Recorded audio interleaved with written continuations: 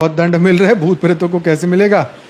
तो भाई वो कौन है, पहले तो ये समझ लो कि भूत प्रेत वे आत्माएं होती है जिनको मृत्यु के बाद शरीर, मोह, इच्छाएं, वासनाएं, कामनाएं या बदले की भावना से वो मुक्त नहीं हो पाई, वो भूत बने हैं, या सीसीटीवी में पकड़ा जाएगा। जिनके कर्म भारी, अज्ञानपूर्ण या नकारात्मक थे, जिनके कर्म भारी, अज्ञानपूर्व और नकारात्मक थे। मैं छोटा था ना, तो पिक्चर देखता था, तो उसमें हमेशा हीरो के ऊपर इतने अत्याचार होते थे। और ऐसे पहले आज 1990 के समय में यही फिल्में आती थी, सबसे ज़्यादा अत्याचार। हमें ये लगता था कि ये इसके ऊपर हाथ क्यों नहीं उठाता, या इसको इतनी अक्ल नहीं है कि वो ऐसा करता है तो हम ऐसा कर ले। बार बार मैं ये सोचता था पर देखो, ये हमारी बुद्धि का अज्ञान होता है। तो हम वही बुद्धि आज भी अगर रखेंगे तो आज भी हमें वही लगेगा। ठीक है, तो मैं वही बता रहा हूँ कि अज्ञान हम जितना मर्जी कैरी कर सकते हैं, चाहे हम 10 साल के हो, 20 साल के हो, 30 के हो, 50 के हो, या अनंत जन्म से भूत बनकर भटक रहे हो। तो ये भूत प्रेत भी ऐसे ही मूर्खामी करते हैं, मूर्ख बने रहते हैं। तो जिनके कर्म भारी है, ज्ञानपूर्ण है या नकारात्मक थे, जो पुनर्जन्म या ऊपर के लोक में जाने लायक शुद्ध नहीं थे, वो भूत प्रेत बनते हैं। वे सूक्ष्म शरीर में पृथ्वी पर ही अदृश्य रूप से बंधे रहते हैं। तो इनको दंड कैसे और कौन देता है? तो प्रकृति 5 तत्व वाली इन आत्माओं का सूक्ष्म शरीर लगातार गलता है, जलता है, पीड़ा में से गुजरता है, क्योंकि वह विकृत है। कर्मफल, मेंटल फीडबैक लूप, कर्मफल बार बार उन्हीं विचारों में फंसी रहती है जो उनका पर्सनल नर्क बनकर रह जाता है। हाँ, पर्सनल नर्क। पर्सनल स्वर्ग तो हमने बड़ा सुना था, अब बॉस बना दिया तुम्हारा पर्सनल नर्क। ठीक, क्योंकि कर्म फल एक लूप पैदा करता है, बार बार वही विचार तुम्हें मूर्खता की ओर लेके जाते हैं, बार बार उन्हीं विचारों में फंसी रहती है और उसे पर्सनल नर्क बना देती है। क्या लाइन भेजी है भाई, वाह। फिर है प्रवेश निषेध, उन्हें ऊपर के लोग या स्वर्ग में प्रवेश नहीं है, यही बहुत बड़ा दंड है उनके लिए। फिर है भटकाव, तो उन्हें शांति नहीं मिलेगी, न दिन न रात, न जीवन न मृत्यु। भटकाव, भटकते रहो, भटकते रहो, भटक, अनंत जन्मों से भटकते रहो बस।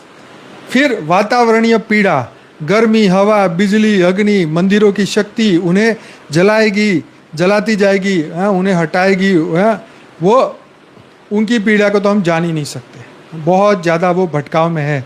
उनको वातावरणीय पीड़ा भी होती है। जैसे मैंने एक लाइफ मृत्युपथी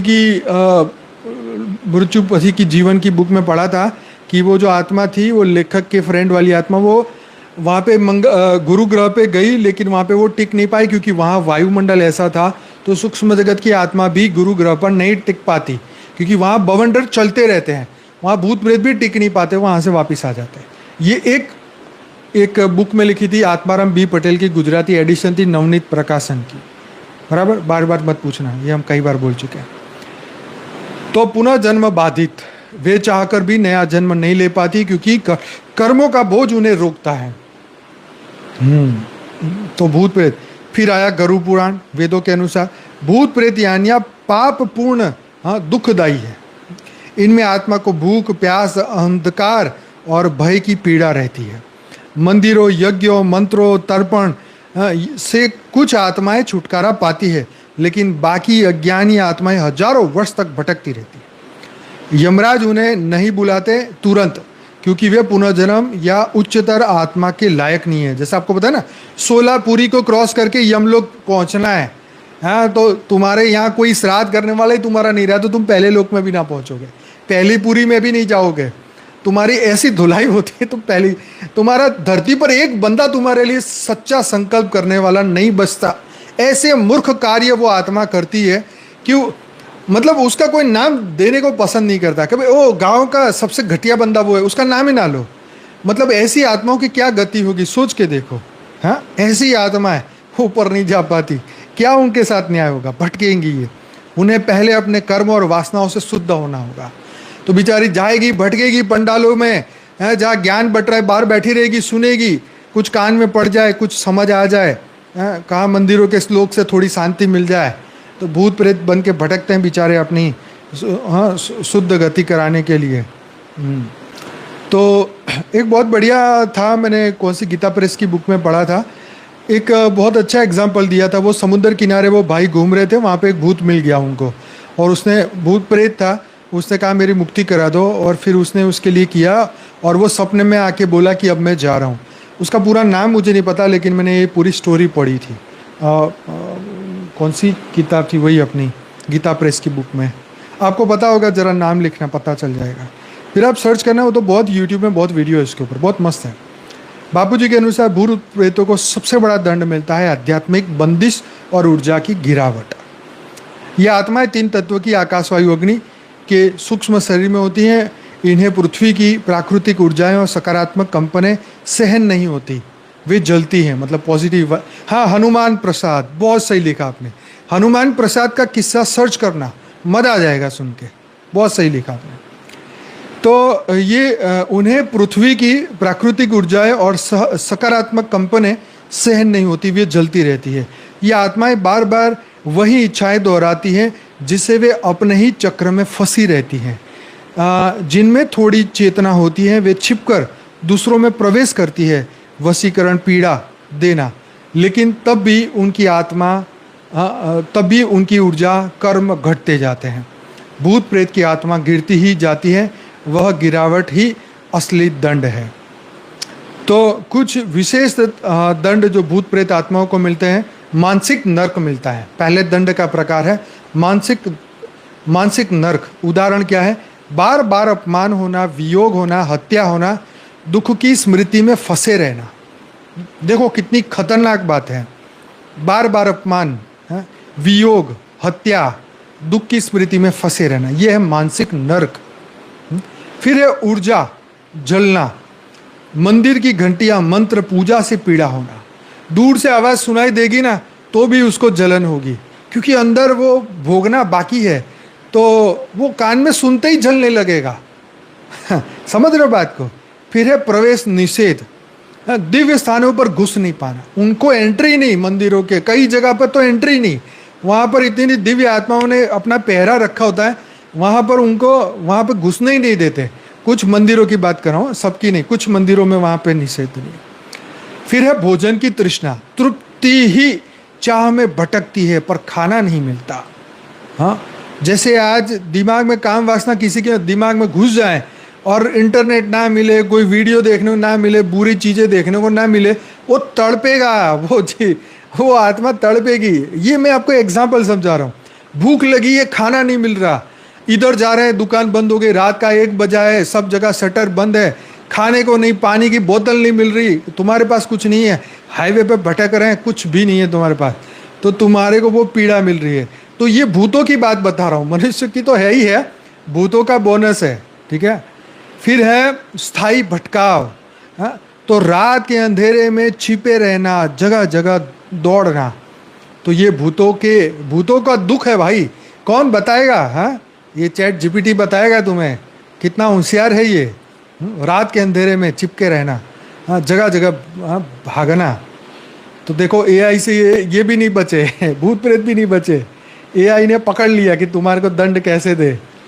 तो दंड से मुक्ति कैसे होगी? तो एक पहला उपाय है ज्ञान, आत्मज्ञान। तो आत्मा अपनी भूल समझ जाएगी। अगर हम अपनी भूल समझ जाते हैं तो समझो कि तुम निकलने का रास्ता, तुम्हारे को वरदान मिल गया, तुम इससे निकलने का मार्ग खुद ढूंढोगे, अगर तुमने ये ज्ञान तुम्हें समझ में आ गया। फिर है तपस्या और प्रायश्चित। सूक्ष्म शरीर शुद्ध होता है, तुम तप करते हो, ध्यान करते हो गुरु का, हाँ, तो उसकी ऊर्जा वो देते हैं, तो प्रायश्चित करते हो तो सूक्ष्म शरीर शुद्ध होता है। श्राद्ध कराए, तर्पण कराए, मंत्र जप कराए तो ऊर्जा मिलती है, थोड़ी थोड़ी मिलती है। दिव्य आत्माओं की सहायता, मार्गदर्शन से उसकी उन्नति होती है। कोई अच्छा गुरु मिल जाए, उसका ज्ञान सुने, कुछ कानों में अच्छे शब्द जाएंगे अंदर, तो कुछ अच्छा आइडिया आएगा भूत प्रेतों को भी, वो भी अपना कल्याण करेंगे। फिर है परम शांति की तरंगे। चैट जीपीटी बोल रहा है भाई, परम शांति की तरंगे। भूत प्रेतों को जागृति और मुक्ति मिलती है इससे।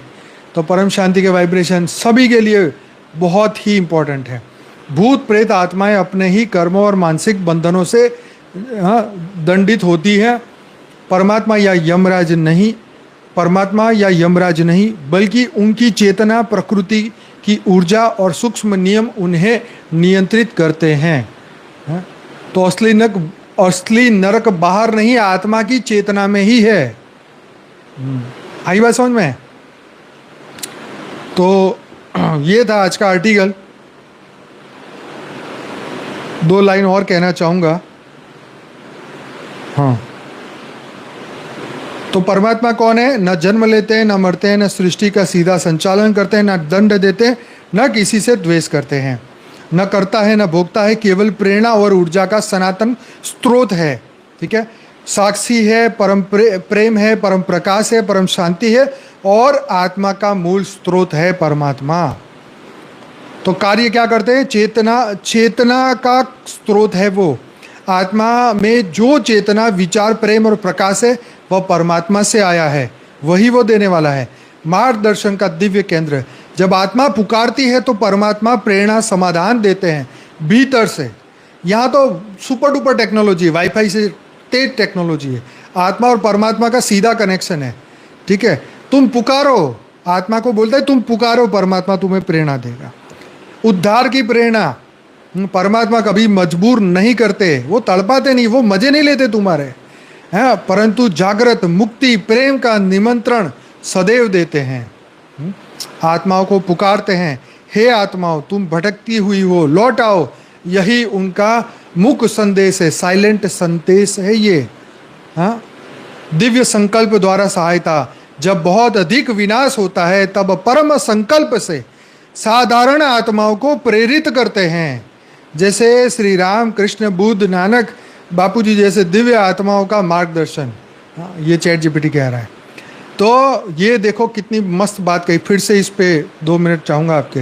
हाँ, दिव्य संकल्प द्वारा सहायता। जब बहुत अधिक विनाश होता है तब परम संकल्प से साधारण आत्माओं को प्रेरित करने के लिए सब आते हैं। तो बापूजी धरती पर क्यों आए? जब पूरा मल्टीवर्स ब्लैक डॉट हो गया तो ये परम संकल्प से धरती पर सबको जगाने आए हैं।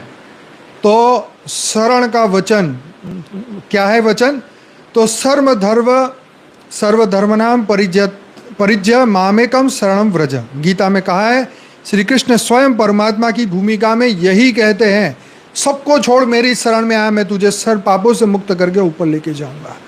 ठीक, तो उससे पहले, लेके जाने से पहले तुम्हारे से तपस्या कराएगा, तुम्हें ज्ञान देगा, थोड़ा थोड़ा शुद्ध करेगा, फिर लेके जाएगा ना। तो इसलिए गीता ज्ञान दिया, ज्ञान सुनो, अपने आप को प्योर करो, क्योर करो और ऊपर जाने की तैयारी करो। आत्मा के घर परमधाम में प्रतीक्षा, परमात्मा प्रतीक्षा कर रहे हैं। वे आत्मा के घर में है। जब आत्मा थक जाती है, भटकते, रोते,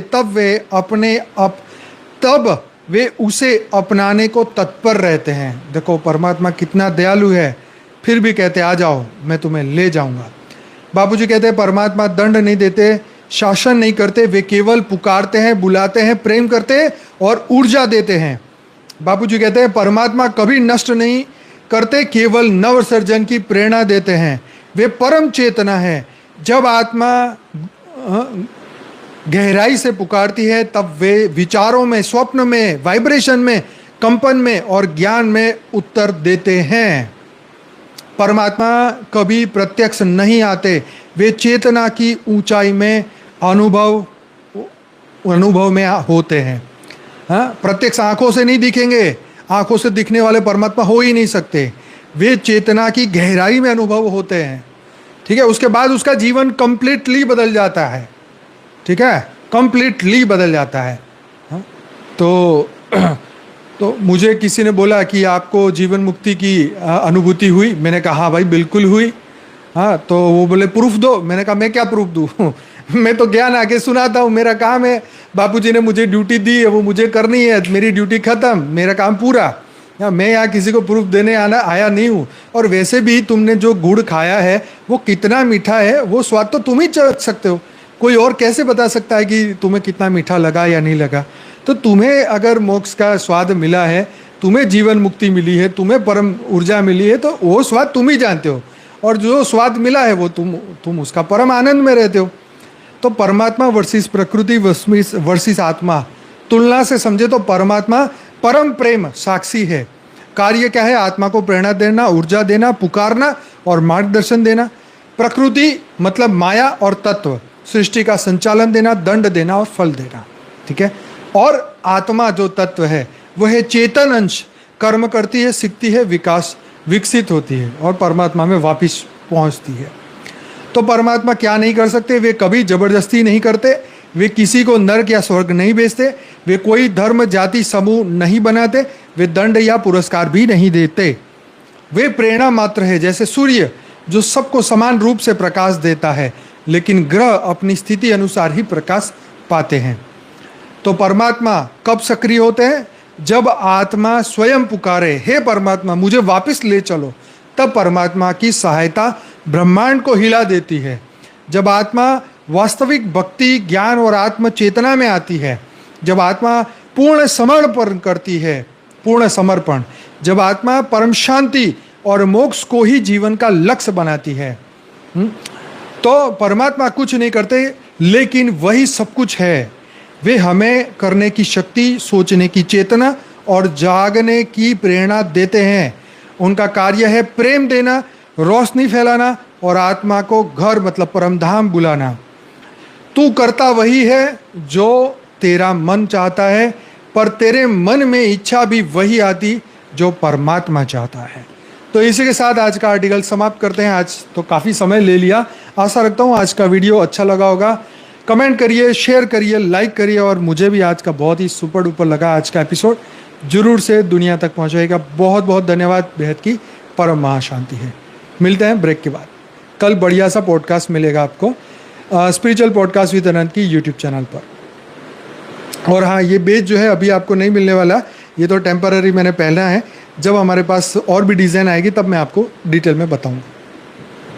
परम शांति।